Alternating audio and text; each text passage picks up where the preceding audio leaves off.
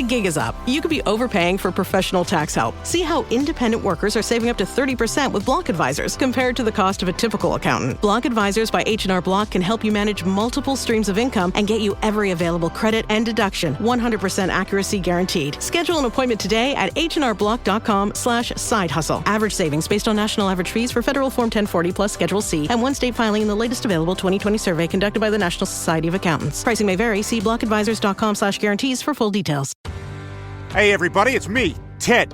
Great news. You get to sign up for yet another streaming service because I've got a new event series on Peacock. Yes, we know you have a lot of streaming choices, but this is the only one named after a bird. The show takes place in 1993, a simpler time, when you didn't have an endless supply of porn in your pocket, but you did have an attention span longer than 2 minutes. Anyway, on the off chance you're still listening, check out Ted. Stream now, only on Peacock.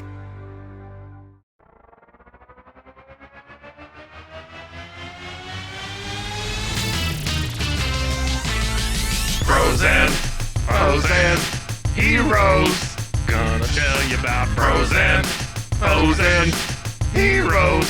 Gonna tell you about comic books, costumes, facts, boots, and other stuff. In this week's issue, Superman.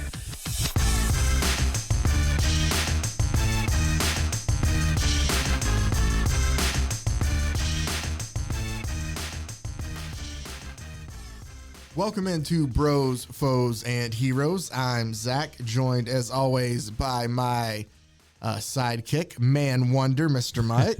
Man Wonder. Man Wonder. I just love that. Every time, yeah. No, Seems like bread. It kind of does. Man Wonder bread. Man Wonder bread or Wonder Man bread. Speaking of Wonder Man. When I did go and edit the last one, yeah, the fact that I said when I go by, people wonder if it's a man. It kind of made me giggle. I'm sorry.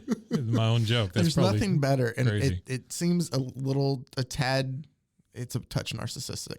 Yeah. But I enjoy when I can listen to myself. Like, oh, yeah. Not okay. No, I don't like listening to myself. But like if I go back and I listen to us and I say something and I chuckle again, I'm like, okay, I think that was legitimately funny. That would be super weird if you're just like in the shower listening to tapes of yourself talk. Well, or whatever. Like I've heard other people tell stories that's what Kanye West would do with his albums. Oh, I don't doubt that. He would listen to himself in his car. Oh, yeah. Or he'd invite other people. But I guess with music, it's kind of different. Because there's so much more that you're listening to. Yeah. It's literally just us. Yeah, exactly. I don't think that Joe Rogan ever goes and Probably like, hey, not. come sit in my Tesla truck and listen to my podcast. Come get in my space truck. Yeah. Him and Elon are buddies, right? Those are the weirdest looking things. Space trucks. They don't look like trucks. Okay, just an aside here. My wife and I agree on one thing, and that is Teslas need grills on the front of their car. Yes. It's so weird to look at a car that doesn't have a grill on it. No, I agree with that. Anyway. That's a very, very old man thing to say. I know. Well, I don't like these clouds. To quote, you never watched New Girl, did you? I love New Girl. Really? Okay. I've watched that series probably 2-3 times. Yeah. Wow, how come we have never talked about that? It's a great show. It's one of my favorite shows of all time. That and Community. Yep. But there's a Nick quote that I've always felt like described to me, and it was, I don't mind getting older, I don't mind getting older. I feel like I'm finally aging into my personality. That's right. And so that's what I feel like as a person. Sometimes. Nick really was the best. Dude. Yeah. I can't see him in anything else and not think of him as that. No, and the same thing. But, he did. You know what disappoints me is what's his face being in The Neighborhood. Oh, Max Greenfield Schmidt? Yeah. I don't know. That's it's such a waste work. but it's such a waste of his talent. I think that too, but then eventually I have to think like for him, it was another national. I get it. It was a CBS sitcom. Like you have to think about. I know. I've left it on sometimes and that has come on and they're like, poodles, they look like fancy dogs or what. And that's their joke. I'm like, oh my God, it's so bad. I will tell you that just because we're kind of talking TV real quick and I brought up Community. Yeah. There is going to be a time we're going to get to one. It was one of the Reddit recommendations I got was an artist in one of his self-published comics. It's weird and out there, but supposed to be really good. And it's Madman. And Madman, sorry. But the writer, and I wish I could remember his name right now, but I can't. But either way, when he went to college, he was part of an improv group with Dan Harmon. And he and Dan Harmon actually wrote some of the early issues of the comic together. Oh, wow. That he did. So, like, we're going to have tie-ins to a lot of, a lot of cool things. That's fun. Dan Harmon also, along with Community, with Jason Rowland, does Rick and Morty. Yeah. For all you people out there, enjoy that. I worry about Dan Harmon sometimes. Every time I hear him talk, or like he's so self-deprecating. He talks about how he used to shit his bed and stuff, and I'm like, you know how he used to get so drunk he shit his bed. He kind of puts it all out there. He had really he had a lot of issues. Yeah, he's had to come out and own some shit that he did with literally female, with like female coworkers and stuff. Yeah. That at least I guess in his. I guess as long as you get in front of it like that and you're genuinely sorry about it, and it seemed, that's the thing. Yeah, it seemed like it. But are you, as a comedic mind, it's crazy he hadn't been canceled over stuff like that though. Yeah. Well, I mean, I feel like if you're honest about what happened and you take the chance and you grow from it, that people usually tend to give actual people like that a second chance. Yeah. If you look like you're, somebody that seems like you're actually going to, care and try to change. Yeah. We got really deep. Don Knotts would be in trouble these days. You think so? Oh, such a philanderer. America's sweetheart, Don Knotts. Don Knotts, the shakiest gun in the West. Don Knotts, come on. You know what? I love how we make sure that no demographic can. We've covered them all. Appreciate. No, I was going to say no can really appreciate it. So I was like, I really like it. They're just all over the place. I don't know. It's like they talked about here. It's just everywhere. They talked about like early 2010s comedy sitcoms. That was really great. Yeah, and then Don Knotts. Oh no, that talk about the ghost of Mr. Chicken, man. Ghost and Mr. Chicken. So, we got super deep there for a while, and then made sure to wrap it up and bring you the quality entertainment that you've come to love from this show. And let's go ahead and get into this week's issue. Comic books. And Mike, I decided to do this as a birthday gift to myself. Oh, when is your birthday? I don't know if I want to tell everybody my birthday. Yeah, but you told me last week. Yeah, it's you said it's tomorrow. Next week. It's tomorrow? It's tomorrow as we're recording this. Oh, shit. Happy birthday to you, Zach. It's the 23rd there. That's why you're fielding the things from your family. Yeah. Oh, you going to Peter Piper or Chuck E. Cheese? I haven't decided yet. Yeah, sure. I just want to make sure, like, which place I can get the best ticket to prize ratio. Sure. Like, sure. Like, whatever the not ratio, but the what do you call it? The currency, the transfer, the difference between the Canadian dollar and the US dollar. Sure. Money transfer ratio. Sure. Thanks for listening to Money Talk here with the Zach MTR, and Mike. as everybody calls it, the money transfer ratio. You know what I'm talking about. So I have found as an older American that Chuck E. Cheese is better for folks of our stature because it's not as well maintained. And so as soon as those kids start hitting those tickets, you can push them right out of the way. Really? Nobody will even say anything. Ooh. Yeah, you just start racking up those tickets, man. Just a good old rip and run. And did you ever do the when the tickets start feeding out, you do the pull, the slight tug to try to where get you extra, get a few extra tickets? I've done that before in the past. You know what I think of? I think of the gas pump. So every time, when I'm at the gas pump and it's feeding out my receipt, I always think, ooh, I should pull it a little bit and get a little more receipt. I don't know why I want it, but I thought you were gonna try, like you always play the game to get it right on the. Oh no, I'm very good at that. I know, but I mean 12. Yeah, no, but still, like I do that all the time. $12 would get me nothing. I just see people who just sit there and they just put it in and they just start going, and it sounds like we're talking about something else, but we're talking about filling up your car with gas, or prizes at Chuck E. Cheese. Yeah, or prizes. Yeah, sure. And as soon as that first it clicks the first time, they just put it back up, and I'm like. No, there's more gas you can get. There is more gas you can get. Also, you have to round it out. I feel so bad about myself if a drop comes out after I've pulled the spout out. Because that could have gone in the car. That's what I'm saying. It's one more drop. Who knows? Maybe that gets me to my final destination. I mean, there has been time I was probably a dumb high school student, but only had like $1 to put in gas. And I remember filled that $1 in, and I just let it sit there for a while. Yeah. Thinking maybe it's 1 extra mile, 2 extra miles. Might be the day. That's right. We were Oh, idiots. you hear about the ATM spitting out money all the time. Why wouldn't a gas pump do it every once in a while? You might just be the guy. extra gas, yeah. I mean, maybe like it went off at 5, but I just a little bit just see if maybe a little extra more went through. I'll take that 12 cents. Wow, we're starting to find out that we're shades of gray people.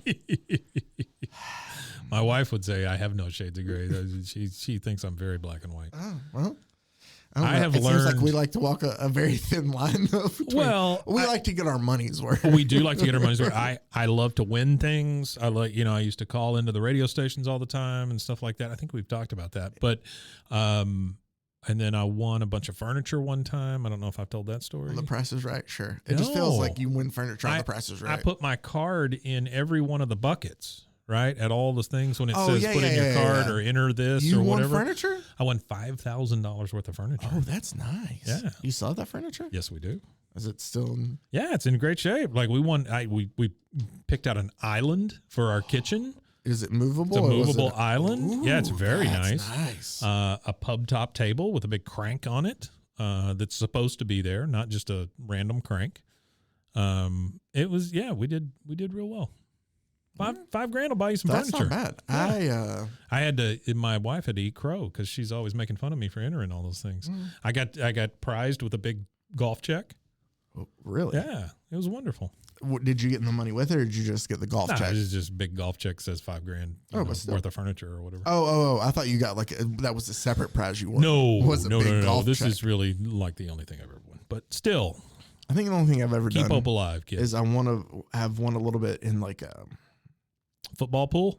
Yeah, that's what you were going to say, right? I have won a Is that what you were going to say? I've won some decent money in a pool before, but also like daily fantasy. I can get hot streaks and put something together. Also, you got to know have the patience for that. Also, you got to know when the cold streak comes just to be able to step back, because I've had times where it's just I'm not seeing it. That'll get you. Yeah, but it's not to the point where like I'll play it all the time. It's kind of just when I feel like it. Certain guy that works here, a guy that kind of runs things. Yeah, he is big into that. Really? Oh boy, that man lives by stats. See, yeah, I love stats. I'm a big stat guy, and I've always argued, but I do think there's patterns and stuff there, and it's just kind of cool. Wow, we've kind of gone all over the place. Hey, how about them comic books? Yeah. So, for my birthday, yes, I decided that I was going to do a story that would make me happy. And what usually makes me happy, Mike, is when I'm able to make fun of other people's favorite characters. Sure. Okay. It's the Germans have a word for it. Schadenfreude, I think. Schadenfreude. Where you take joy in other people's misery. Old lady slipping on a banana peel. So today, I picked Superman at Earth's End for us to talk about. All right. It is not good. It's not good. It is not good. Poor Superman. And I love it. He's been through so many things. Now, I do have to explain.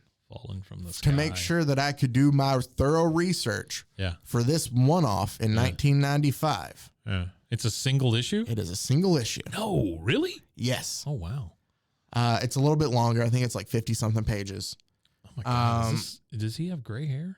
Yeah. This is Old Man Superman. Oh, this is Old Man Logan Superman. But so you see right here, this little block. Yeah. I started reading because... Written by the Ultimate Warrior. Yeah, it kind of looks like that. Remember how the text he had over everything? Yeah. But so, by the way, Superman at Earth's End, it's 1995. Okay. When this book comes out. I'm pretty sure... I don't have the month right off me. It doesn't say. I'll look it up here in a second. November. But also at the time, it was $4.95 US. Wow. So it's expensive for a comic book. And it has not this printout that I have, but it has like a actual one of those like glossy, harder, cardboardy kind of covers that some of the graphic novels have. Almost like a graphic novel. Yeah, that's what I was saying. But so when I opened it up, I noticed that there was a brick down here. Block of text. And I started reading, and I'm like, it's referencing stuff that happened before.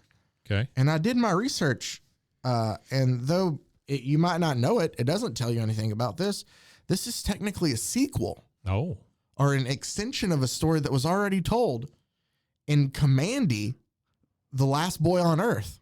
What the? Or, as I came to find out, Kamandi, at Earth's End. Oh, no. It's a story that has the exact same name as Superman at Earth's End.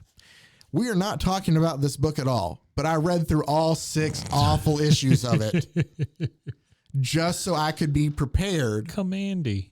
And try to explain things that happen in here. Because it says, well, actually, before I even got there, I also had to say, WTF's Kamandi. Right. Right? And I looked it up myself, and I feel bad, but basically, I found the first issue here of Kamandi. Yeah. It is drawn what and a hot written. piece. It's Jack Kirby, though. Oh, wow. So, and basically, yeah, Jack Kirby was the writer, the penciler, and the editor for this. Oh. And he created it.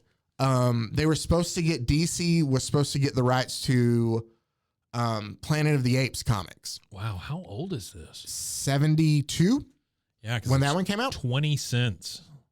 So Kamandi first comes out 1972. DC did not have the rights to, or did not end up getting the rights to the Planet of the Apes comics.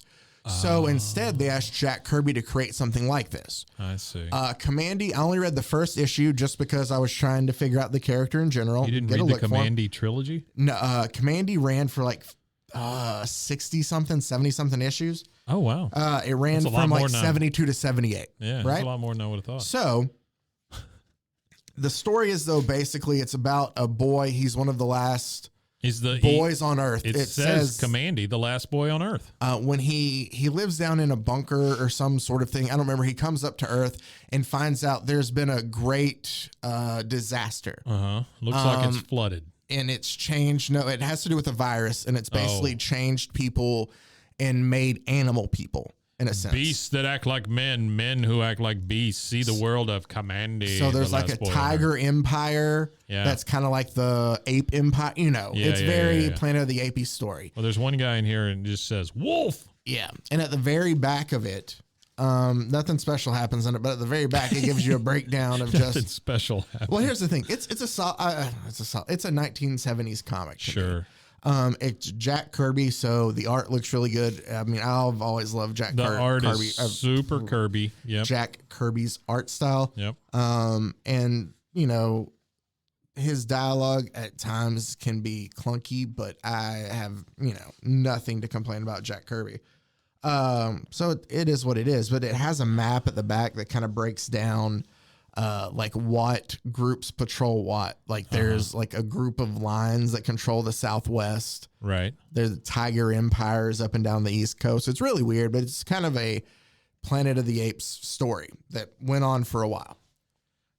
Oh, wow. Look at this. It's a whole, like the map. It's a map. So Kamandi. Canada is now Dominion of the Devils. And just a basic story of how the name Kamandi comes from is he's from a bunker that he lived in underground that was Command Space D was the bunker's name. All right. So his name, it's I don't know, like it pays homage to the bunker they lived in, Command D.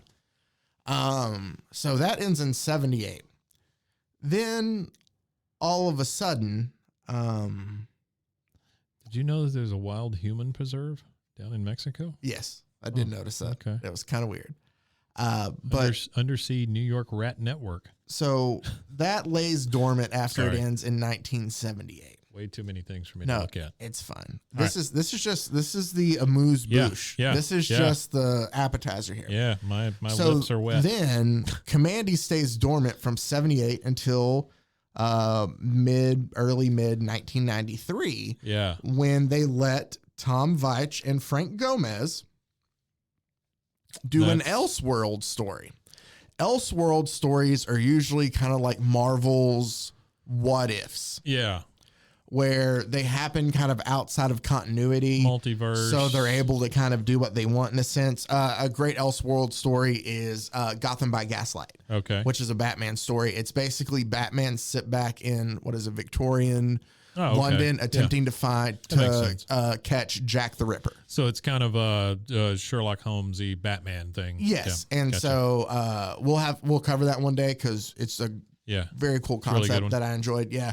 But you have other ones like, I'm trying to think another Elseworld stories or like Batman versus Dracula. Sometimes when it's things that would take place kind of outside, but they let that makes sense. them do an Elseworld, a Kamandi Elseworld story, because everybody was just wanting that Kamandi story back in 1993. Boy, everybody loves that Kamandi. It has been updated for the 90s, so instead of being that's his mother, by the way. Oh, great.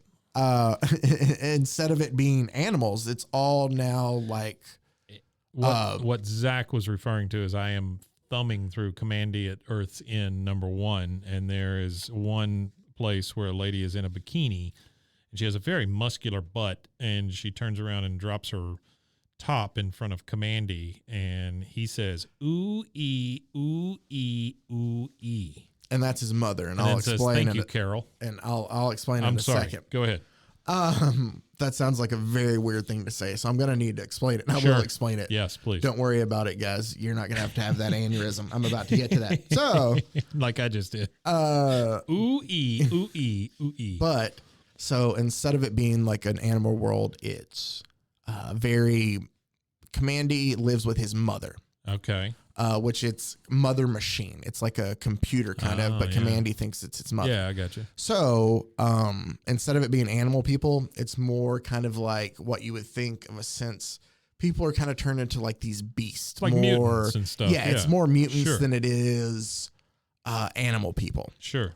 More like a nuclear dropout kind of thing than... A lot of sound effects in this thing. Yeah, they did. But the computer that is Kamandi's mother, also to entice him at times, he's like, let me talk to Carol. And he's like, Carol's my girlfriend, but it's really just like a simulation. So Carol's like his girlfriend in the simulation. So it's not really his mother, but if you think about it, essentially it is because his mom's the computer. Right. And it's just weird. I got you. So aside from the weird relationship with his virtual non-mom girlfriend, the story of Kamandi in Kamandi at Earth's End is he's basically his mother, the giant computer, sends him out to find the man who caused the second apocalypse. Okay. Right. So the second one. So in these comics, apparently something happened that wiped out a lot of the world's population. Sure. Then something else happened again that basically doomed it even more. Where Kamandi, damn it, you did it again. Yeah. Where Kamandi is like the last or one of the last humans there. Yeah. Well, he is the last boy on Earth. Yeah. Everybody else is more like these mutant kind of scavenger type people and stuff. Yeah. But so his mom sends him to find the man who caused the second apocalypse. Sure. Mm-hmm. It's this long journey that it's really just a copy. You would hope so. It's 6 issues long, but it feels like it's just a copy of Mad Max. Yeah. The whole thing. There's even one that says, what is it? Thunder Road. Yeah. So it's basically just like a Mad Max ripoff. Yeah. There's a bunch of like, comically giant guns and just a bunch of like car chases and shootouts and stuff. But muscular lady butts. Yeah, long story short though, the man who caused the second apocalypse is Superman. Okay. And so we find Superman in some Hopi reservation in Arizona. Of course. Nobody lives there, but basically why he lives there just kind of down in because of the nuclear fallout, I guess is a better way for me to do this. Mm-hmm. And I'm trying to explain it better than I feel like they do. Zach is using his hands. I am using my hands. But so the sky is blocked out because of all like the nuclear fallout and stuff. Sure. Right. So it's always dark nuclear and dim. Winter. Yeah. It's always dark and dim, like down on Earth. And so because of that, the sun isn't able to get through. Okay. So Superman. Hold on one second. I think we're being attacked. Okay, go ahead. Sorry. Wow. So that was some serious fucking bass. That was some serious fucking bass. So, Superman has kind of lost all of his powers because obviously Superman is powered by the sun. Yes. The yellow sun of Earth is what gives Superman his powers. I got you. Sure. So it's kind of old man Superman in a way, but just like weak old man Superman. Wow. So like when they finally come across what do you have if you have Superman with no powers? And see, this is the problem is I think that a lot of people, I'm trying to figure out how to say this without feel like I'm being an asshole to some people, but I don't know if there is. And I think that a lot of writers, because I don't want to discourage anybody from writing stories like this either, Sure. but some writers see a character and they always think like, oh, I have this vision of what he could be. And it could be this better. And I think that not every idea about that character is always the best way to go. Sure. So I just wonder if maybe that this was it's because it's not a fun Superman story. Because part of the fun of Superman to me, and I'll get into it, especially with this book, even though I do not necessarily like Superman, right? It has nothing to do. I guess it does kind of have to do with the character, but it's part of the reason I dislike him. Is part of the reason I want him to stay like that. If that makes sense. Yeah. I'm not necessarily all ho hum on like Superman is the image of Americana and right. like, you know, right. I got but you. truth, hope, and what is it? The American way. Yeah. But like at the same time, that should be what Superman is. They took that off. Yeah. Like, No, he doesn't say the American way anymore. no, and that's fine. I mean, whatever. But I'm just saying, like, there's an idea that you have of when you think of Right. Superman. Well, it's like The Simpsons, And I think right? he should You want all the characters to stay the same. That's true. Yeah. And I think that image, in a way, like you can push it to a way. Sure. But once you peel it back too much, Well, yeah, it just kills the when character. you start putting nipples on Batman, then you got problems. Exactly. Yeah. Or have him use back cards or whatever Right. it was. Sure. Shark So, repellent. The Kamandi and a guy and a girl that he comes across on his journey. I'm not going to explain the characters here. It really doesn't matter. It was kind of tough to get through. Jeff and Lisa. It was Sleeper Zom is one of them, and the other one named is Sharina Cohen, I believe. Okay. And Kamandi cannot say her name without saying Sharina Cohen. He says her first and last name Every time? almost the entire time throughout the Oh, comic. wow. I guess it's because he's never seen other people before, and so they're trying to make it. But they finally get to Arizona. So if where you've never seen other people, you're just stupid. Is that what? that's basically what they're trying to Okay. imply here. All right. Yeah. But so basically, they get to Arizona there, and they find the man here. But before they get out to the Hopi Reservation, once they get to Arizona, I should add that they get to the Grand Canyon, which has now just been filled with dead people from the nuclear fallout. Oh, wow. Like they're like, we don't have anywhere to put them. Just go put them in the Grand Canyon. That's where we're just going to dump them all. Hey, it's a big hole. So Superman's there. Much like my He fights. Oh, I should say, I'm sorry. There is a key component that I did miss out on the story because it's so confusing. Yeah.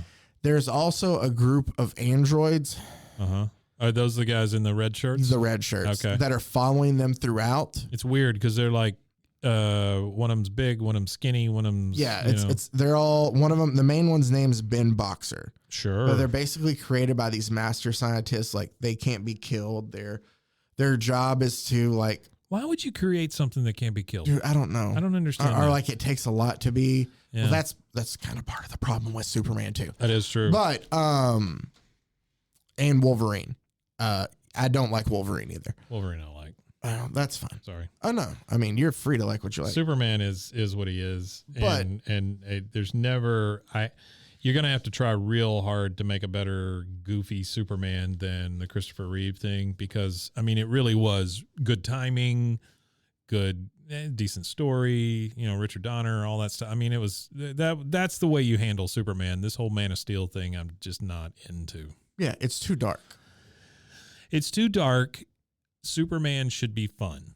Exactly. Batman's made to be dark. Superman's made to be fun.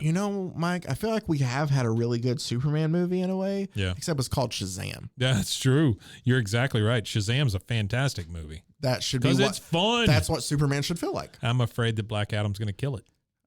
Oh, I'm kind of afraid too. It looks so serious. It is very serious looking. I didn't even think about that till you brought it up. Anyway, sorry. But we're way off. But the trailer for the second one looks like it's going to be fun, or at least the stills I've seen, not the trailer. Shazam. I know Helen Mirren and Lucy Liu are in it. Oh, yeah, Shazam I'm not worried about. Well, no, that's what I'm saying. So we'll at least get one more good Shazam movie before they I'm just kill worried it. about The Rock showing up and messing everything up. So Kamandi, the androids, they're following him. Their job is to kind of like clear out all the scourge that's left on Earth. They Sure. want to like restart civilization because we've failed miserably. So it's like clear off the Earth. But they see Kamandi, they've scanned and noticed the last human come up, so they kind of follow him. If you've gotten to the point where you're going to kill everything off on Earth, then why do you give a crap? Because it's one of those things like... But I'm saying, like, why? Who cares? I don't know. They felt the need to get involved and be like, well, if they're good enough, then we'll let them stay. Okay. Yeah. So they follow Kamandi. And so when Superman arrives, Kamandi attempts to kill Superman because Mother has told him that he is the man who started the second apocalypse. Sure. So obviously he's the one that can hurt Mother. Can you tell me how he started the second apocalypse? No, this is what we're getting to. Okay. All right. Good. But then the androids show up and tell him basically, hey, Kamandi, you're wrong. Your mom, the giant computer, obviously is lying to you because this is 1993, and obviously we would make technology the villain. Sure. But they also then begin to say, like, Superman was the one who fought against her. But basically she became self-aware. And then after she became self-aware, she started to become paranoid and thought that everybody was going to be after her. Yeah. So how does she able to make sure that she's, all powerful? Well, she takes out all the humans. So she's the one who released the virus, yada, yada, yada. Then basically they take Superman, the androids take Superman back up to their city in the Sky City. They feed him some energy. There's a city in the sky called Sky City? It's called Sky City. Sure. He's At least able Star to get, Wars called it Cloud City. Yeah. Funny enough, Tom Veitch, who wrote this and this, also wrote Star Wars comics. Oh, no. So, for Dark Horse in the 90s. But then, so Superman's powered back up a little bit. Old Man Superman and Kamandi go back down and they basically kill Mother. And wait, why is he powered up a little bit? Because he went back up to Sky City and was able to get past the smog and get the sun. Yeah. So that's kind of where we're at. My favorite part of this one is when they're riding around in the American Museum of Natural History on their motorbikes. Oh, I'm glad you brought that up, shooting Mike. Up the dinosaurs. This isn't related to anything because he tells them that those existed before the fallout in like the 90s. Yeah, he says about 1990, these creatures were running loose. And then we were just looking at big dinosaur skeletons. Just read the punchline. No. I'm sorry. He says, what is it? It might be on the... Tyrannosaurus Rex. Guys used to hunt them with special guns. You're making that up. I never saw anything in Mother's data bank about that. Blam, blam, blam. Hey, Sleeper knows that's the way it was, kid. I saw it in a Spielberg report. That's right. Okay. Jurassic Park Is a documentary. Is a documentary here. The gig is up. You could be overpaying for professional tax help. See how independent workers are saving up to 30% with Block Advisors compared to the cost of a typical accountant. Block Advisors by H&R Block can help you manage multiple streams of income and get you every available credit and deduction. 100% accuracy guaranteed. Schedule an appointment today at hnrblock.com/side hustle. Average savings based on national average fees for federal Form 1040 plus Schedule C and one state filing in the latest available 2020 survey conducted by the National Society of Accountants. Pricing may vary. See blockadvisors.com/guarantees for full details. I'm Mo Rocca, and I'm excited to announce Season 4 of my podcast, Mobituaries. I've got a whole new bunch of stories to share with you about the most fascinating people and things who are no longer with us. From famous figures who died on the very same day, to the things I wish would die, like buffets. All that and much more. Listen to Mobituaries with Mo Rocca wherever you get your podcasts. This episode is brought to you by Tic Tac. Minty, refreshing, classic. And it's not just the Tic Tac mints. It's the new track by Kenise with beats that'll leave you feeling as refreshed as a Tic Tac and a vibe that'll take you on a ride through 100 layers of flavor. Does it get any fresher than this? Tic Tac, enjoy the bright side. That 100-layer joyride. Pop one, let's paint the town. Freshman flavors all around. Take a ride on a Tic Tac. Pick up a pack of Tic Tac mints today. Jeff, why am I always out? Ludicrous, did you say play rollout? What? No, Jeff, order more. Finding directions to nearest diamond store. Shop for Jif. Hip hop for kids. Buy Jif peanut butter. Got it. Adding Jif to your cart. Yeah, now we're talking. Jif peanut butter. It's that jiffing good. Ludacris confused his voice assistant for it. And that's all you need to know about Kamandi. All right, cool. So, basically, Kamandi comes back. He kills Mother. Superman goes back up to Cloud City to be able to kind of get some more sun. And sure. Because there's a part in there where he forgets who he is and forgets that he's Superman, kind of, because He hasn't flown in over 50 years and stuff like that. So he's really old man Superman. He forgot who he was. But that brings us to then. So after wait that, a minute, I'm Superman. After that Elseworld story, that brings us to our main event feature. Yeah, Mike. yeah. Superman at Earth's End. Okay. That was. This is crazy that all this exists to then be paid off by one bad book. Yeah. Well, I mean, I don't know if it's all paid off by this. Here's the thing. I didn't need to read that. Yeah. I did. I think because I'm a glutton for punishment. Sure. But also because sometimes there's. I heard Alan Moore say, and I never thought about it this way, and it's a great point. And Alan Moore is a fantastic comic book author, and he's also, an author of a lot of stuff. But right. Watchmen, V for Vendetta. V for Vendetta is great. Killing Joke. Superman, Man of Tomorrow, or not. It's What to Get the Man Who Has Everything, like comic book legend, right? The League of Extraordinary Gentlemen, before they made that terrible movie about They're it. rebooting it. Oh, are they? They're making another one. Yeah. But so just absolutely phenomenal comic book writer and writer in general. I really hope it has a big dumb Frankenstein in it like this last one. God, what a terrible mess that thing is. It was terrible. But he said, "What's that in the attic?" Oh, it's Frankenstein. Oh, okay. Yeah. But he said that it's good to read great books, or just when you read, to read great things and to read terrible things. Sure. If you're a writer, just because, so you don't. I can see that. And when you read the terrible things, you can read things and be like, oh, why was that so bad? Yeah. Like, what offended me about it? I can go back and make that changes. Sure. Which, so I've always read through, even if something that I found is bad, I still read through it because there's always something. Yeah. But this story still made like 0 sense to me. Can I ask you something? Yeah, go ahead. I'll try to explain the best I can. So Superman, again, I'm still stuck in Kamandi. I'm sorry. No, you're fine. Superman hasn't flown in like 50 years. Yeah. He can't get a lot of sunlight. Yeah. Why is he so friggin' big? Like, He's shouldn't he have gotten small? Still. Well, it's like he's bigger than he ever has been. Yeah, I don't get that. He's gigantic. So, okay, well, there's things about the world we shouldn't know. So November 1993 is the final issue of Kamandi at Earth's End. Okay. September 95 rolls around, and that is when Superman at Earth's End comes out. I wanted to make sure and get the month. Oh, wait, how long was it between the two? Almost 2 years. Oh, okay. Well, that's really not that long in comic book history. Not at all. Because probably took a couple months, and then they were like, hey, can we continue that story? Because this is another Elseworld comic, and it picks up where Kamandi left us off. And maybe you already read Superman's at Earth End and didn't know that. Yeah, there's a whole Kamandi series, and just don't. If I hadn't read all this Kamandi, would Superman at Earth's End make any sense? It would make the same amount of sense. Oh, okay.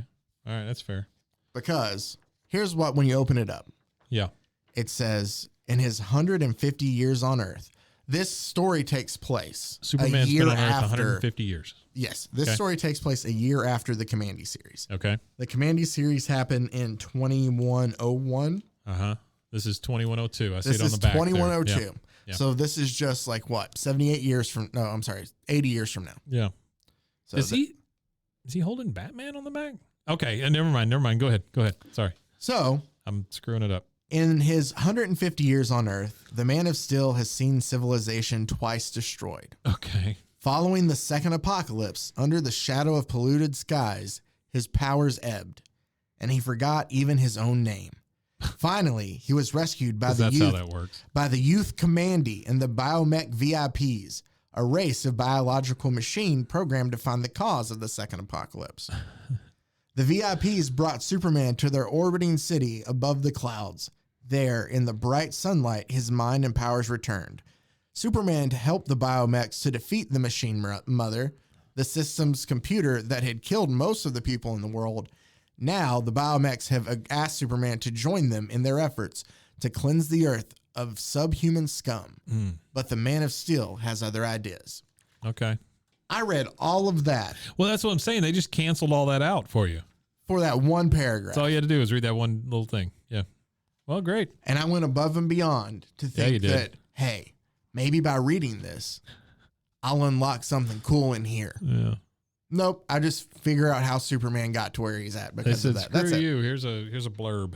Basically, it's just like, that's what happened to Superman. I Yeah. had to figure out of how he got to this point. Okay. So we also see at the end, it teases that when Ben Boxer, one of the biomechs, is like, come help us in Sky City, we want to show you our plans for Gotham. That's where it leaves off. Oh. So it starts off with, you're not blowing up Gotham City. Okay. So Superman at Earth's End, if you would think, all right, it's got to deal with Metropolis, you're already 0 for 1, because this story deals with Gotham the I don't entire understand. time.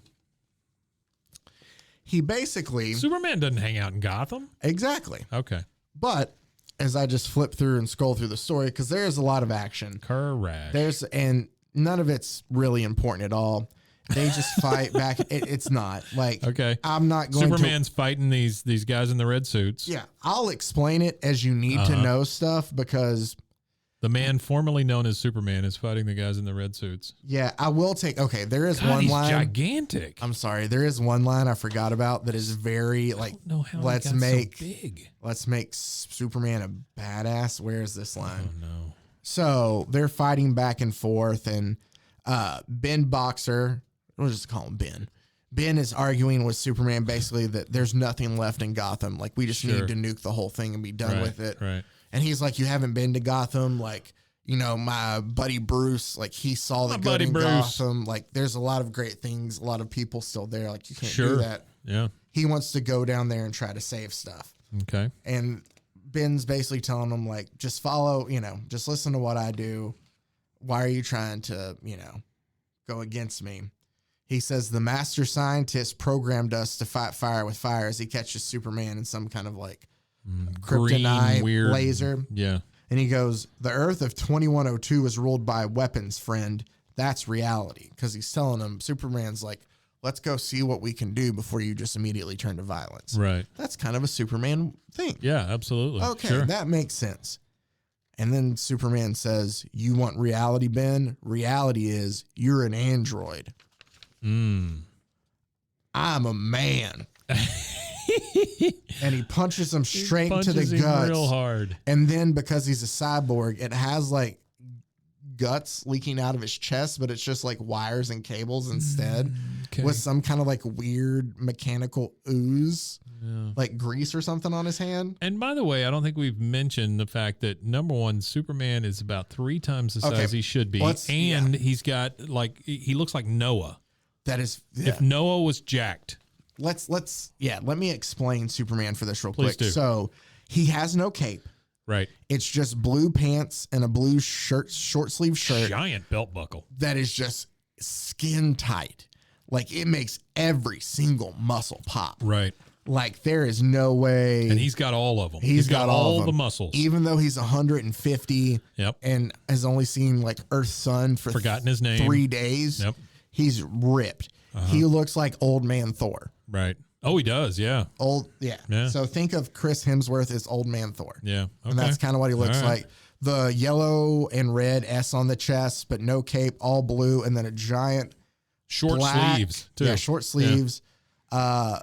Sometimes gloves. He will have gloves at some point in time. Super gloves. And then also, that giant belt buckle, but that's it. And he kind of looks like Noah. It's a big ass belt buckle, right? It's massive. Okay. All right. But he has a giant white beard and long white hair, and it all just kind of blends together. Yeah, it looks like Noah. So he basically says, I'm just going to go ahead and go down and check on Gotham myself. Sure. And when being the nice guy he is. Yeah. And when he swarms down, he's like, wait, in this one, his pants are all red. Yeah, it changes. No that was Kamandi. That's no not continuity here. Yeah. Okay. All right. Sorry. So he flies into Gotham. Why is he being yelled at by Princess Leia, by the way? Who? Like, no, that's his. That's the machine. Oh, that's mother. Oh, Yeah, that's okay. mother. She looks like. She looks like Princess Leia. Yeah. So when he swoops in to Gotham, we see these bat-like creatures, and they're actual. Oh no, we're getting into man-bat territory. I'm not going to call them Man-Bat because Man-Bat's actually a good character. These are Bat men. Okay. I don't know what else to call them. Yeah, they're creepy. So one of them screes and basically all over the place. attacks Superman when he comes down. Yeah. And he goes, things claws in my back. Scree. And then he goes, Bruce, is that you? So Superman has dementia, first of all. because he's already talked about. I didn't bring it up that they've buried Batman. Oh, I'm sorry. I say that there is nothing here. There is one part. I guess I should have brought that part up. That's what I get for being so cocky. My goodness. Where is the part about him? He basically talks about when he's going into Gotham. My friend Bruce Wayne understood that. He was a man of culture, passionately involved with his time. Bruce was one of the finest men I ever knew. I felt a great loss when he died. Oh, okay. There you go. He says that. And then next page over, literally the next page. He says, is it you, Bruce? He goes, yeah. I felt a great loss when he died. Is that you, Bruce? Oh, yeah. Or Bruce. Yeah, that's a dumb thing to say. Yeah. So then he kind of fights the first Batman off of him. Batman. Yeah. Its face. So much like Bruce. What does this mean? He does not look like Bruce. He's saying... He looks like a freaking bat. And he looks like a vampire, but he's saying that apparently that bat creature looks like Bruce Wayne. Oh, okay. Well, it's been a while. Yeah. And so then all of a sudden, a whole group of batsmen come in to attack Superman, and it looks like they're sounds like you're learning English. It looks like they're carrying him away. Yeah. Right? And then all of a sudden, they, I guess, drop him. Okay. And they hear engines coming, and it is a bunch of little kids on like scooters. Wonderful. It's like small motorcycles. Sure. It is. They're motorcycles. Mini bikes. But they're mini bikes. Yeah. And they all have weapons. They have knives and guns, and they're shooting at all of these batsmen. So they run away, and Superman basically this is says, really stupid.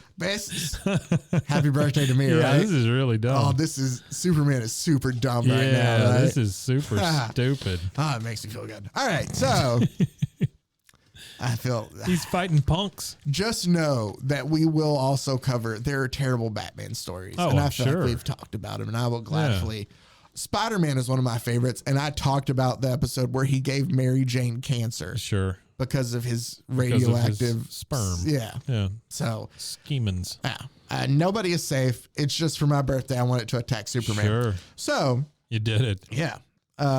So basically, Superman's like, I said, whoa, like to try to get the kids to stop. And he picks up the kid. I said, whoa. Yeah. And the kid's like, let me go, you stupid old fart. Well, it is a very punk kid. He's very small, but he has a mohawk and it's green. Right. So, yes. I mean, he's proven how punk he is. Yes. He's very punk. Is he the one with the star on his eye? No, he's not. He's the one with green mohawk. Okay. I feel like you're withholding some information. Well, I am, because I just came across a joke that I wanted to say. Okay. Who was? It's not. I'm gonna feel awful. It might be Jim Croce. It might not be, but it's You don't. What is it that you don't do? You don't tug on Superman's cape. You don't tug on Superman's cape. I got him confused because I thought you don't spit in Superman's face, because that's for sure what this little kid does. Yeah, yeah.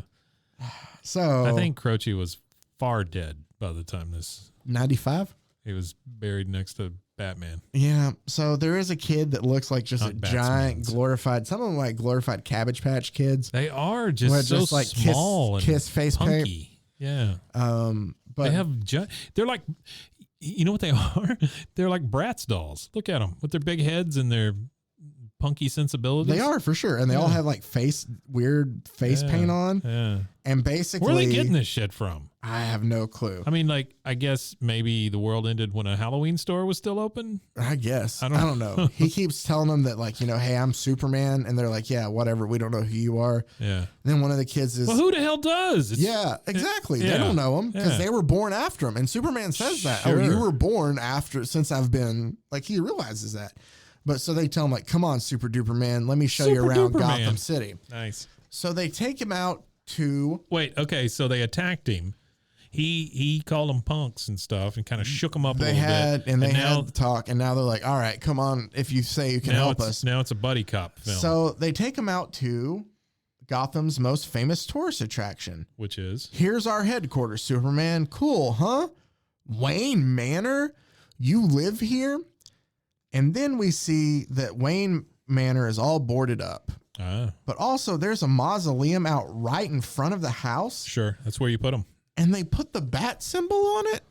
So it's kind of like everybody knows? Yeah, so it's kind of like when he died, there was like, hey, when I died, just let everybody know I was Batman. F it, you're Batman. Right? That just seems, for Bruce Wayne, that seems very just out of character. Yeah, that does. And so did it have a stone in front of the thing and it's been pushed away? It has been. So basically... so it's like a tomb of Jesus kind of thing? Batman's Jesus. Oh, okay. So, no. Sure. But there is a... Bat Jesus. There is a empty tomb situation here. He's our Bat Messiah. So basically, though, he tells them that the kids...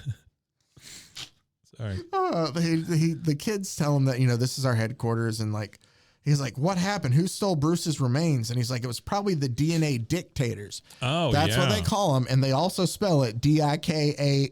It's like dictators. Dictators. Except just no C.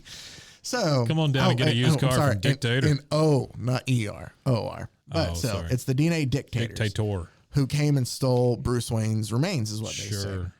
So they're like, all right. What do these DNA dictators do? They basically kidnap humans. Okay. And they use them for experiments. Okay. Of mixing different DNAs and stuff. This is literally like when we first started using DNA for things. And then everybody saw Jurassic Park and they went, screw it. DNA for everybody. You mean the Spielbergian reports? Yeah. The Spielbergian reports. That's right. Wow. Basically, this might be one that dictators. I don't want to say. Okay, so I feel like I need to say this. And Tom Veitch wrote this book. Mm-hmm. Frank Gomez did the art. Yeah. Tom Veitch, unfortunately, is no longer with us. He passed away in February of this year. Oh, I'm sorry. I think due to COVID. But still, I'm not attacking the man personally. No. When I'm doing any of this. No, not at all. But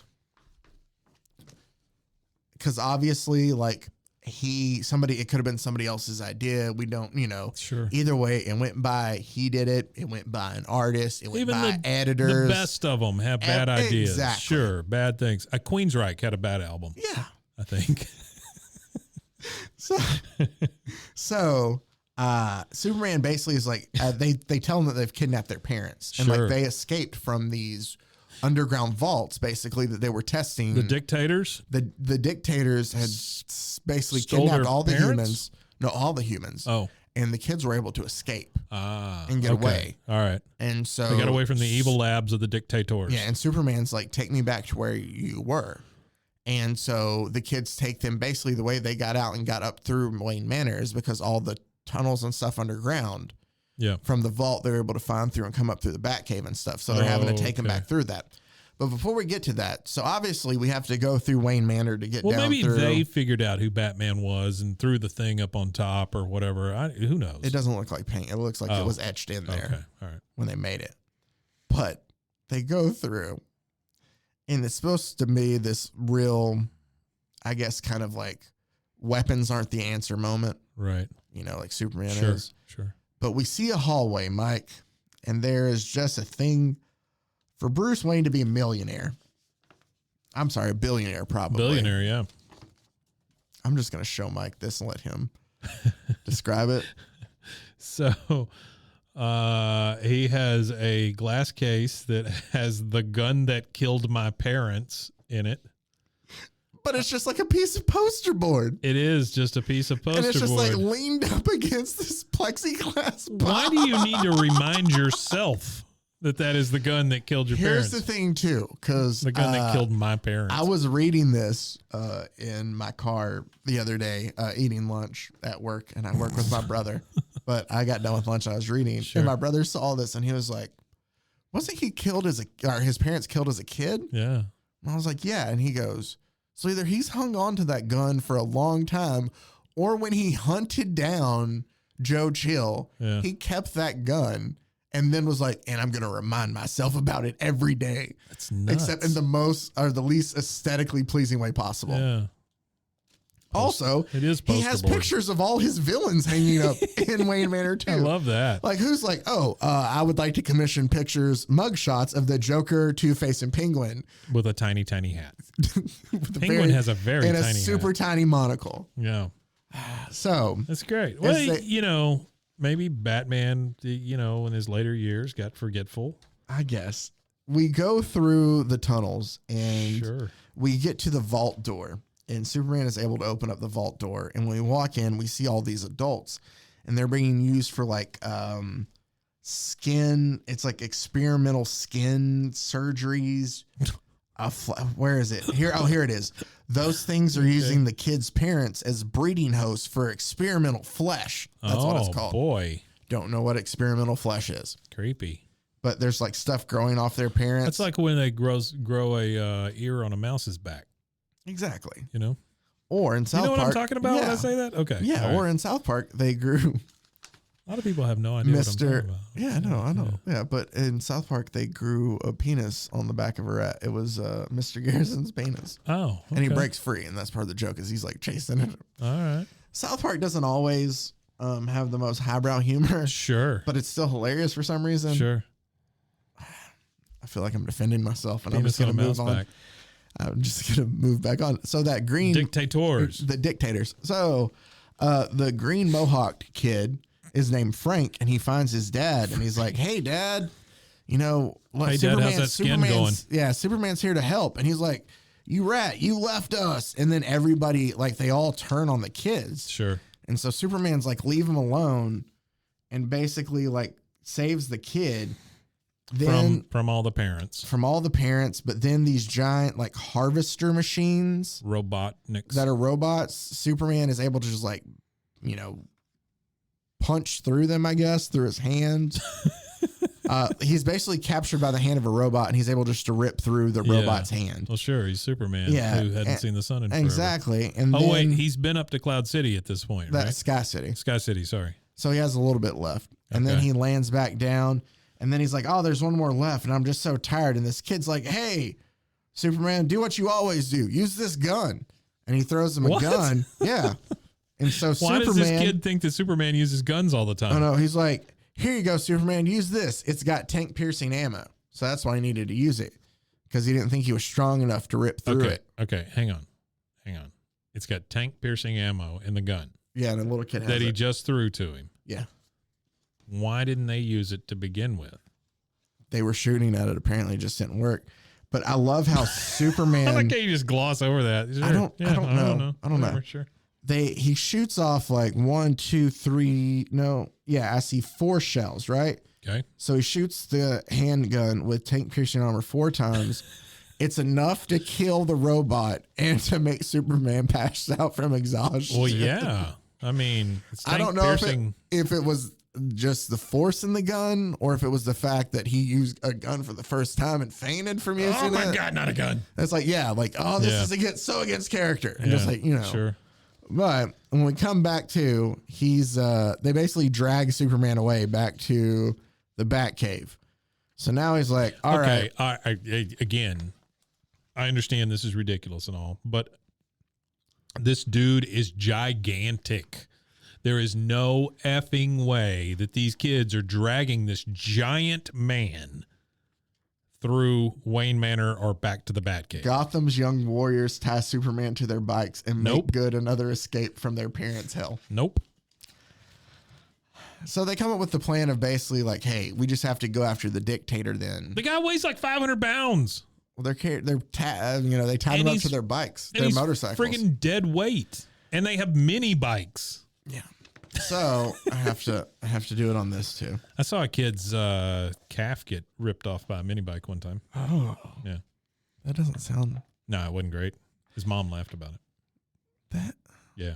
Oh, all right. It was weird. So, I don't know how to go on from that, so I'm just going to go on with the comic. Yeah.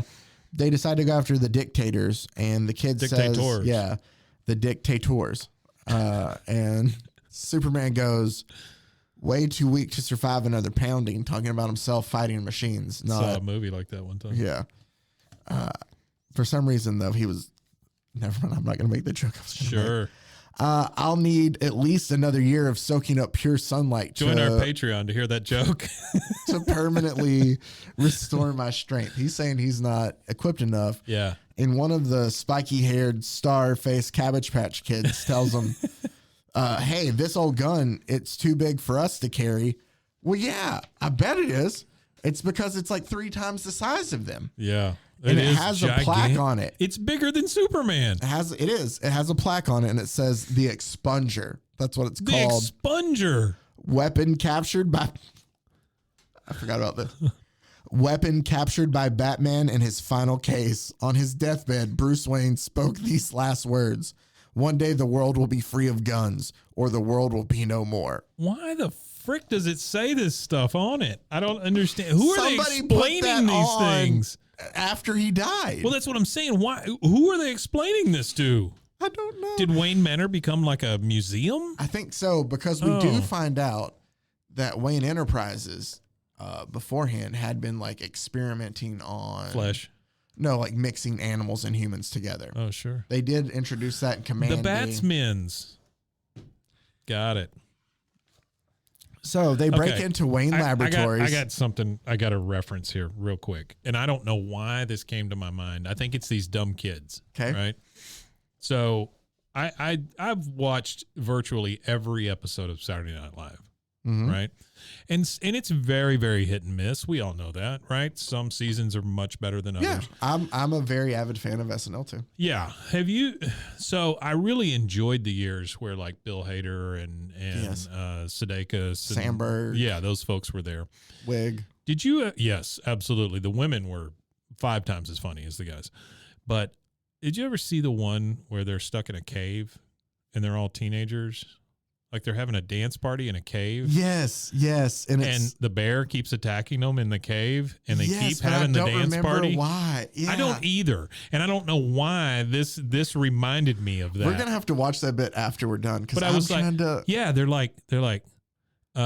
trying to find a way out of the cave, and they say, "Yo, let's dance it out," or whatever. Or is it like they just start it's dancing. like a hip hop dance party or something? Yeah, they're like a street crew or something, like a breakdance street crew or whatever. Oh. And they're like, "Yo, dance it out," and then they start dancing and they get attacked by the bear again.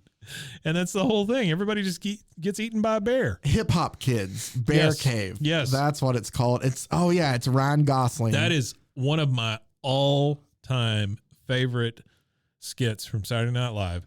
I don't care who you're talking about. You put that up against Cheeseburger, Wild and Crazy Guy. I don't care who you put that. That is one of the funniest damn things. You know what? But these kids remind me of those kids. It's Sandberg, it's Wig, it's Ryan Philippe, who's the host of the time, and it's Sudeikis, and it's Abby Elliott, Chris Elliott's daughter. Sudeikis is so good at that hip hop weirdness that he does with the Cabbage Patch Kid and the Running Man dance. So the one that he does with what's his name that does with Kenan Thompson. I love that bit so much. The What's Up With That? What's Up With That? It's one of my favorites. So good. And my wife just does not. She's just when like, they just I don't keep get bringing stuff and keep bringing stuff. It feels like Night at the Apollo, all of that stuff. It's just more and more and more. And the randomness. I always love how Bill Hader was like, "Our apologies to Lindsey Buckingham," and it was just completely. He never said so a word. Random. Yeah, he was just like, he'd look mad and then he'd laugh it off. Why is it Lindsey Buckingham? Exactly. That's just so That's weird. why I loved it. Anyway, I'm sorry. I took us off on a tangent, but these kids remind me of those stupid kids in the cave. Speaking of another guy, the career that Kenan Thompson's been able to have on SNL too, and be funny for dude. He doesn't deserve that sitcom, by the way. Is it bad? Yeah, it's bad. It's not good. Yeah. I was hoping it was good for him. It's him and Don Johnson. That's weird, but I mean, it's Don Johnson, man. Come on. It should work. Don Johnson, come on. You don't like Don Johnson? Not in a comedy. Yeah, I get it. You like to keep Nash Bridges where it was? Well, Don Johnson is fantastic in Watchmen. Mm-hmm. He's great in that role. He'd be great as like a old grizzled cop or whatever. He's good at that stuff. Just not as like a and he can inject humor into it, right? Because he's a little bit creepy, a little bit used car salesman-y kind of guy. But when he's just going straight up comedy, it sucks. Yeah, I'm kind of with you there. Anyway, Old Man Superman. Old Man Superman or Superman at Earth's End. Let me go ahead and... What was the gun called? The Expunger. Oh, the Expunger. Okay. So they break into Wayne Laboratories because that's where the DNA dictators are. Sure. All of this makes sense now. And the expunger. As the Man of Tomorrow, you know what that sounds like? Huh. It sounds like a sex toy. Well, kind of. It sounds like something that you.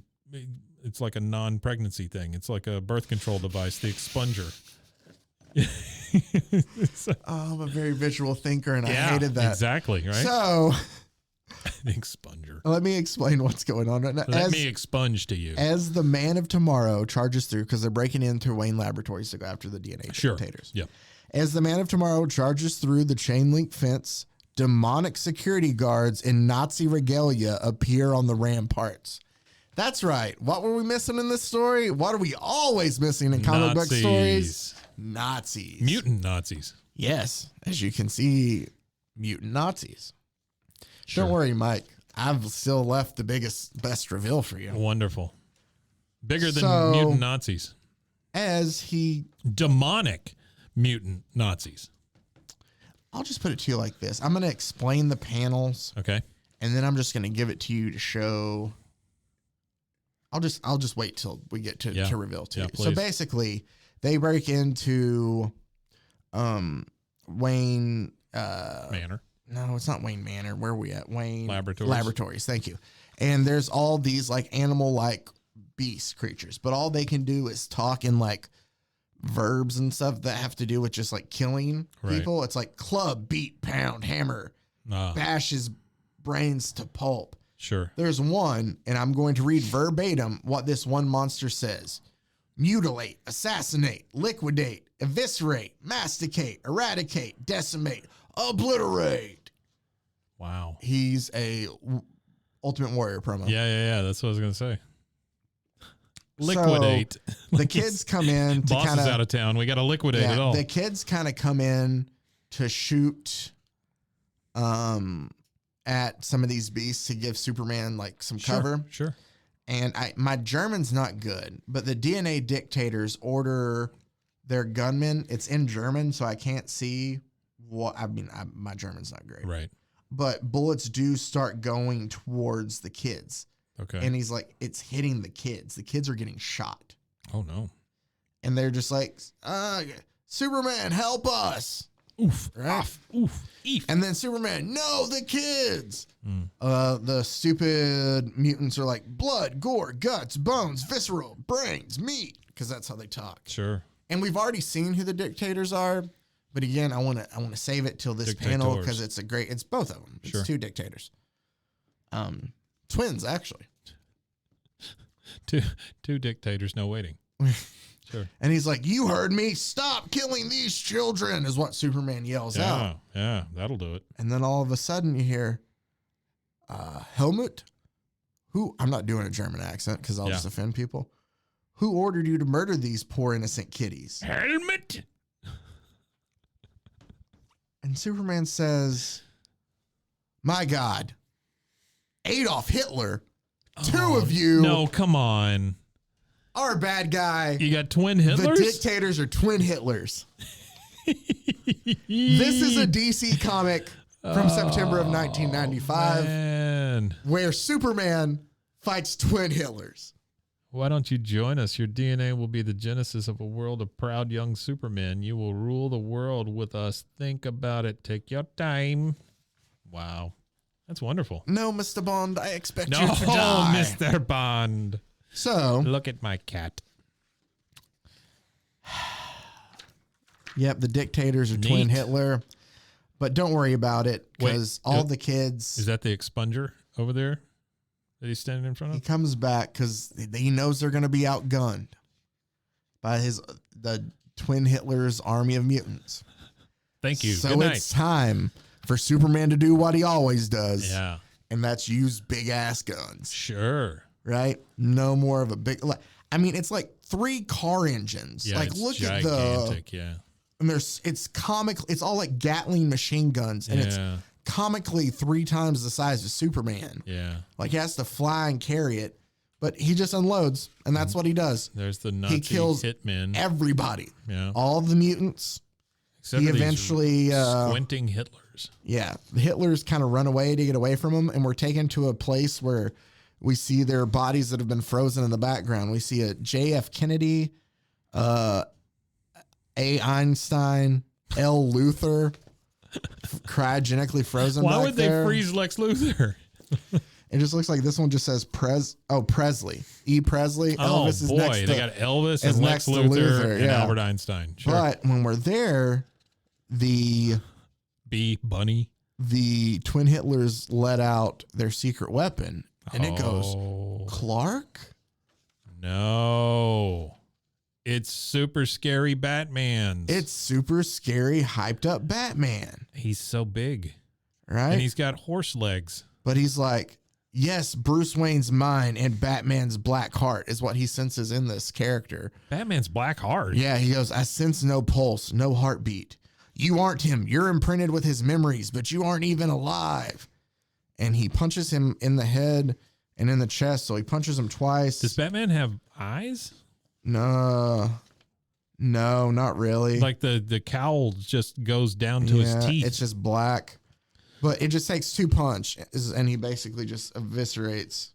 Wait, Batman, 2 punches. Giant scary Batman got hit by 2 punches and he's dead. And this is tired ass Superman. Who's gotten smaller. Who has gotten smaller. And then twin Hitlers. If this sounds ridiculous, it's just as ridiculous on the panels now, even too. more so, honestly. Twin Hitlers basically fill Superman full of bullets. And since he is so weak. Sure. He is actually getting hit by them. And taking damage and bleeding. He can barely stand as he's dripping full of blood, like blood's just oozing out of him. It's like a -9 hit. And at least. Yeah. And his HP, he doesn't have much left. And the Hitlers just keep shooting. And then basically Batman just unloads the expunger on them all again. Wait. Kills Superman, sorry. Yeah, you're seeing the ghost of Batman. I am seeing the ghost of Batman. No, so Superman basically uses the expunger. He curses them to hell. Sure. As he says, there's a line in here that's kind of ridiculous. No. Where there's a lot of them. He compares himself during this to a soldier on storming the beaches of Normandy. Sure. Why wouldn't he? Because he's Superman with no powers going against 2 Hitlers. That's the same thing. Yeah, it is the same thing. He also has a line Remember when we fought that world war against 2 Hitlers? Yeah, exactly. It happened in 2102 AD. And that's why we celebrate Double D Day. Double D Day. He basically, though, says that he's going to put an end to World War II. He does say, I'm trying to find that line.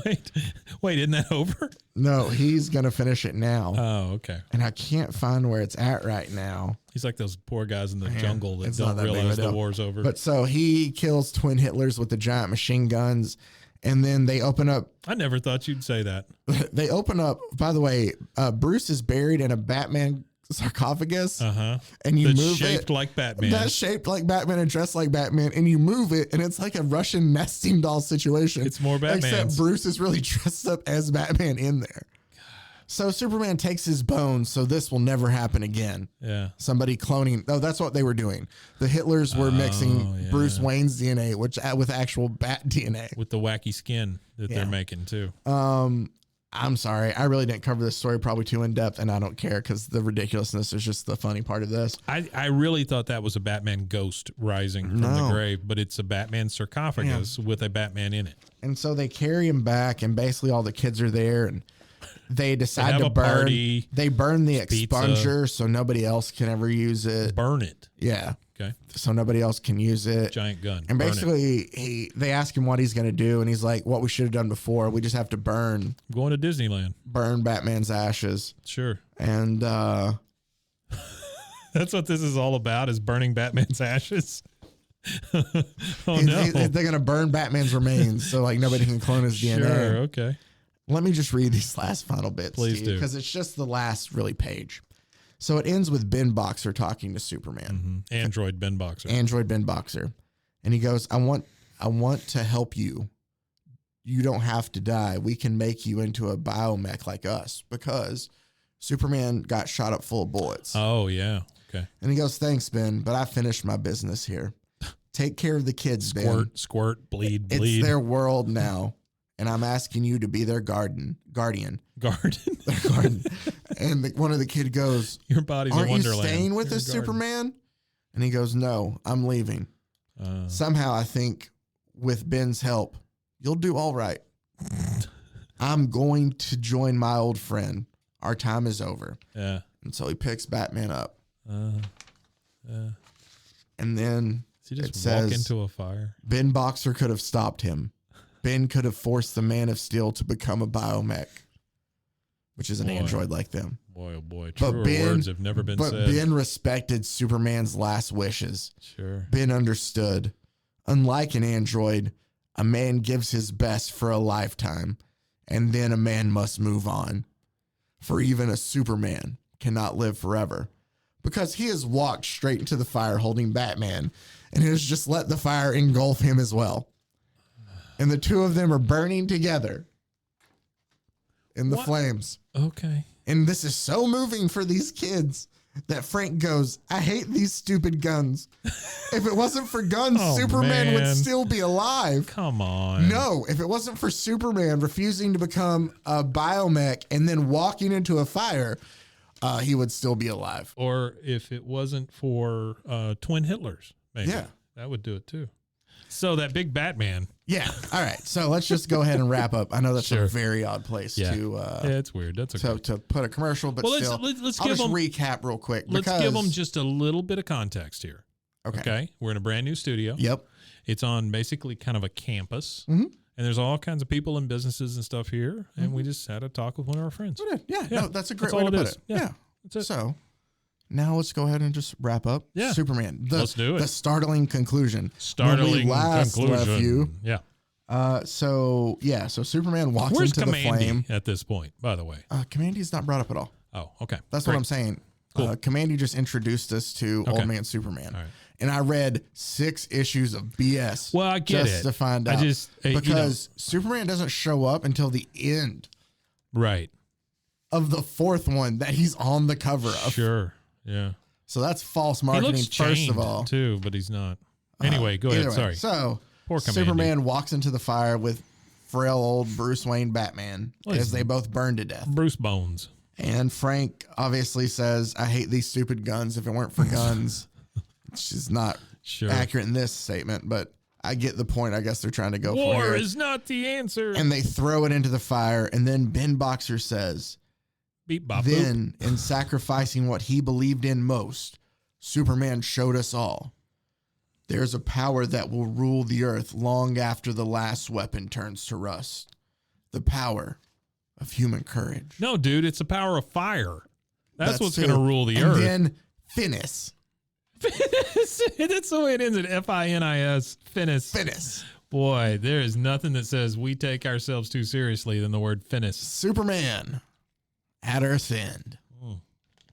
That's rough, it's dude. a terrible book. Yeah, that's rough. Okay, terrible is mean. No, it is terrible because it does the thing that I don't like about comics. Okay? It takes these giant leaps. That is true. Yeah. And you're supposed to just go, oh, okay, sure. Superman's fighting this big android. Then he turns green. Then Superman can fly again all of a sudden. And then there's man bats. And I mean, you know what I'm saying? I mean, it's just like you're the reader. You just take what we give you. Yeah, no, that's true. Enjoy. Yeah. It's yuck. I don't like it. It is very yuck. It's yuck. But yeah, so there you go. So wow. If somebody Twin ever Hitlers asked you, hey, what's the weirdest thing Superman's ever done? Yeah. You can now tell that person with. So you think this is it? They've done some really weird stuff. Yeah. There was that time that Lois Lane switched races to pretend to be. Nuh-uh. Yeah, like in the 60s. Yeah. Oh wow. It's not good, especially now. Like looking back on it now, but Superman was kind of a jerk at times too. Yeah. But I don't think it was ever to the point of where he teamed up with kids to fight twin Hitlers. I'm pretty sure it's true. That probably takes the cake. Well, in the words of this explosion, barap the thoom. Yeah. So that is Superman at Earth's End. It's still worth, I mean, just to look. No, it's worth it. It's cool art. Yeah. Yeah. Frank Gomez did really good with the art. Except them Hitlers. It's just weird. Other than that, it's pretty cool. Yeah. Like even in Kamandi, as weird as Kamandi was, the Kamandi at Earth's End, having a villain. I want to know what happened to Kamandi though. Like, where'd he go? I think they brought him back again for another series. Did they really? Yeah, I'll double check that on you. I'll double check that on you. Don't know what that means. Yeah, it's a get sentence off of I me. made up. Would you? I'm pretty sure Kamandi came back again, but it was originally, like I said, Well, Kamandi Jack and Kirby. Saphira and Sleeper are human beings. The world belongs to them. Oh yeah, that's how it ended. Yeah. Here we go. Kamandi. Me? I'm Ben Boxer. I'm only a biomech android. I was created by the master scientist to serve mankind. Yeah. That's me. Finis. Oh, okay. So Kamandi came back in the Kamandi Challenge was the name of the comic Reality show that on ran Fox. from March of 2017 to February of 2018. Wow. What Kamandi do then? I didn't know you were going to want so much. Well, I thought about leaving Kamandi just out in the car and be like, do I need man. you? And I was like, no, Kamandi is excellent. Mike always goes on and on about your prep for stuff. I was like, if you just come in with one comic, he's going to be like, oh, he just phoned it in. No, you really did. But no, I read through Kamandi, much Kamandi. You ran through a lot. For stuff that was never even in there. I thought like, oh, I'm going to have some cool insight that I'll be able to relate. Like, oh, if you don't read this first, you don't understand. Nope. That's not it at all. Wait, these are numbered weird. 1, 2. They might just be out of order. 3. There's 2 number ones. You might have the old issue number 1 that's of Kamandi. A 5. Okay, never mind. I'm sorry. That's why I was so confused by Kamandi was the numbering. You know what? I did look. I think we can get. I love this cover though. This cover is the super 72 cool. one. Yeah, the 72 now that Kamandi one, is cool. The 72 Kamandi is going to cost you some money because it's a good Jack Kirby. Oh, cover. I don't doubt it. Yeah, but we can get the other 6 issues of Kamandi, the actual issues. Mm-hmm. I think I was looking for maybe $12 for on a eBay promise for all 6 issues. You just go, we're your friend. I mean, here they are. I hope for one day where people will just mail us their bad comics and then we can just review them. Yeah, please do. Intelligent killer whale raiders. So, and I just want to comment on this real quick. By the way, I love Jack Kirby. Don't get me wrong, right? Mm-hmm. But that pose, and you've seen that pose from Jack Kirby characters a lot. Yes. That weird, your head's to the side kind of thing, and you're hunched over. But the world of Kamandi's continent, is a map that covers the extent of Kamandi's initial adventures into a world struck by a great cataclysm. It's not the world we know, but an exciting world to explore. Ooh. Human herds found in all forested areas. All right. Well, that was great. Yep. Superman. Good job, man. Thank you. Yeah. Superman at Earth's End. At Earth's It was End. something, as well as Kamandi. Yeah. Boy, this is a twofer. Yeah, it's a twofer. It's Cool. like a bonus. Yeah. So still got a lot of great stuff Really coming up. sad bonus. This is like in Christmas Vacation when he's expecting the bonus to pay for the pool. Instead, he gets the Jelly of the Month club. Yeah. Yeah. And we're going to have the happiest. Oh, man. I love happiest. This. Yep. Yep. All right. So, Boy, a lot of references in this one, huh? yeah, I think we've covered we should have gotten everybody. Wait, hold on. Yo, We might Nancy. have the younger kids yet, but I don't know what to. Hey, kids, you like the TikToks? Yeah. There you go. We're done. Watch stuff on TikTok. Do you? I mean, yeah, Boy, occasionally. boy. Well, I don't. Aren't you fancy? I know how to. You know what I maneuver like? about and do stuff. You know what I like the most is when people go, I've got TikTok. Like they went out and had to buy it or something. I got had TikTok. to go to Best Buy. I got a Facebook. And the Nerd Herd. No, never mind. The Nerd Herd's from Chuck. I went to Best Buy and the Geek Nerd Squad. Herd from Chuck. Listen to I you. love Chuck, man. Wow. I loved that show. Yeah. Zachary Levi. You like how it's Yvonne referenced in Strahovski. The Office? It is? Oh, yeah. You've never seen, like when they go to Florida and they open the Scepter store? Yes. I forgot about that. Yeah. Scepter? Yeah. A Saber. Saber. Thank you. Yeah. Jesus. Yeah, they opened the Saber store with the power of the pyramid. Yes. Yeah. I do remember that It's a now. good pizza holder. The little case they've got. Have you ever watched, just because now I'm thinking of the Saber years, Silicon Valley? Oh, yeah. Like, that show Great is stuff. full of so many great just one-liners and hot dog, no hot dog. Yep. Oh man, just so many just great quotes. Oh yeah, it's good stuff. Buddy of mine, we'll just go back and forth just quoting that show. Well, what's his name? The comedian that's in the first like 3 seasons. Oh, T.J. Miller? Yeah, he's fantastic in it. He is. And it's I don't understand why he gets in his own way all the time. No, he does. And then he makes Yogi Bear. Yeah. I don't know. The show was still funny even without him, though. Yeah, like, it was. Mike Judge is just a great writer. It was still funny without him, but he was an excellent character. Oh, he was for sure. Yeah, just a douchebag money guy or whatever that really didn't have any money. Yes. Ehrlich.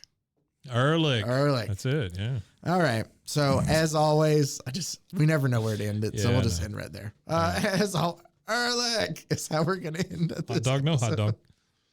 I was just thinking, it's like he has a snack dick, and he has an extra snack dick behind his ear for later. Oh, man. That show's great. Mike Judge, make some more stuff, man. Come on. It's got to be, it's more D2R, or no, D2F. When they're at the Tech Crunch. Oh, yeah. It's the best. I've already said the word once, so I'll just say it is the funniest, I think, most well-crafted dick joke ever. Tell me on the dick Silicon joke. Valley. Tell me the dick joke. This got super dirty here at the end, but where they're sitting there and he's like, we had 2 Hitlers. That's true. Where he's sitting there and they're like, we couldn't even win if Ehrlich was able to go out and jerk off the entire crowd. And he's like, yeah, and even if we had the time, how would it even be possible?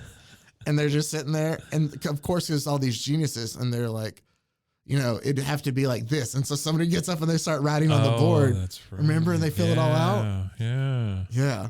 Oh, it's great. Oh, what a great show. I love that show. Yeah, I may watch that show again. Hey, by the way, the boys. Yeah. I think I'm fairly caught up. This is a great time for us to talk about it before. Yeah. Because we will talk about it next week. Yeah. Are we doing his thing? The episode? No. Oh, okay. No. The episode on Friday, though, this Friday, is Herogasm. Yeah. There's going to be shit we won't be able to unsee. Really? Oh, nice. Okay. I'm just warning. Very cool. And I even used the vulgar language to just express. Why do you know that? Is it comic book? So the comic book, it's a 6-issue arc, and there's crazy Herogasm stuff. Herogasm is. Okay. And basically the story in the comics is, and obviously they've taken, like, there's differences now between the comics and the TV show. Yeah. Like, there's still some similarities, and there'll still be winks and nods and stuff like that. Sure. Like the legend, Paul Scheer's character, he exists in the comic books too. Oh, okay. But he has like a relationship with Maeve, and he's like a comic book store owner, kind of like things change. Gotcha. Sure. Because things change on the show. Yeah. But during Herogasm, the boys infiltrate Vought during their yearly, like, night or whatever of just debaucherous activities. Sure. Like, okay, no cops, no, like, it's just free like for all, do The whatever you want Purge to. or something for in them, a sense, but it's kind of just like, it's just let it all out. Caligula kind of thing. Exactly. Yeah, sure. It is like Caligula. Okay. So they found out, I think basically the thought was, if I remember correctly, that Kripke pitched when they, like, even during season 1, when they asked him about it, he was like, if we get to season 3, we'll do Herogasm. Because like fans were asking, because it's just something with how over the top they are, obviously, Right. of how would they do this. Right. And so what I've seen is the trailer for this week has like a warning that comes up. Like, it starts and it's the deep, and he just says, oh, this is Herogasm. And then it's a warning that pops up, and it just says, warning, the future show may contain, like, dildo maiming, air humping, icicle phalluses. I don't know, there was something else. And a lot of other really bad curse words and other messed up stuff. Viewer discretion is like, nobody is advised to watch. Yeah. And then the rest of it is just like face reactions from different scenes of the characters in the show.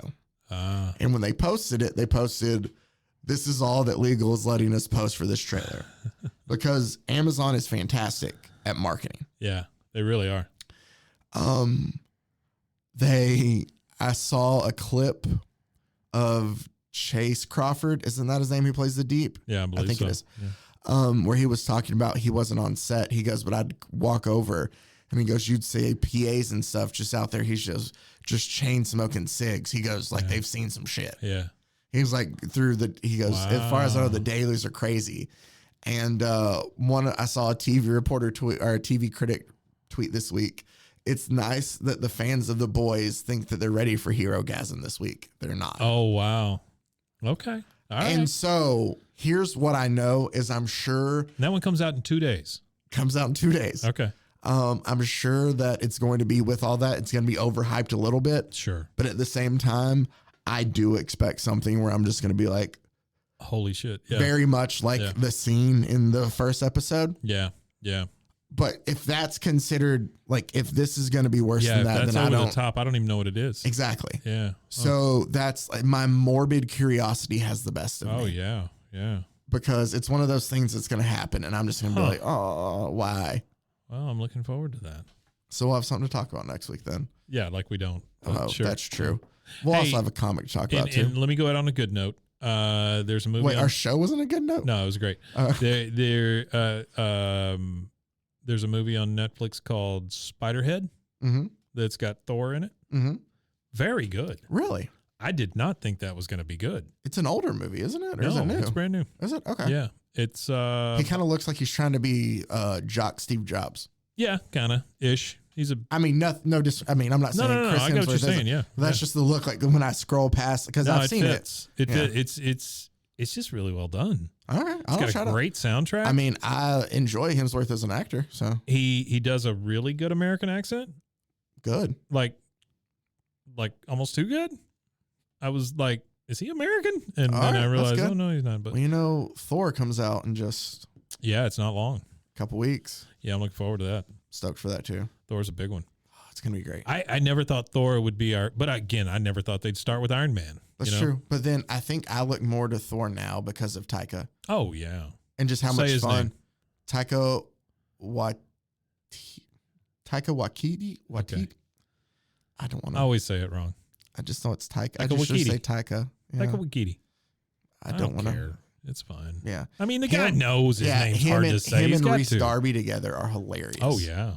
Well, What We Do in the Shadows. Yeah, they were both on. Wonderful stuff. Yeah.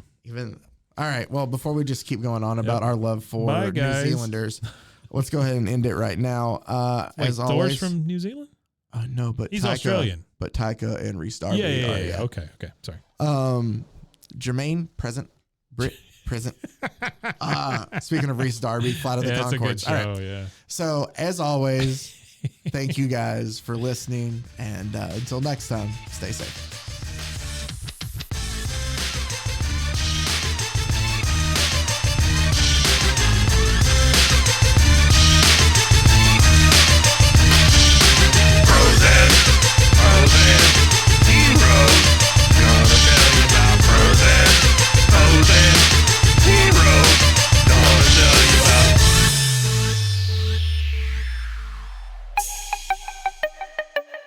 This has been a Rogue Media podcast.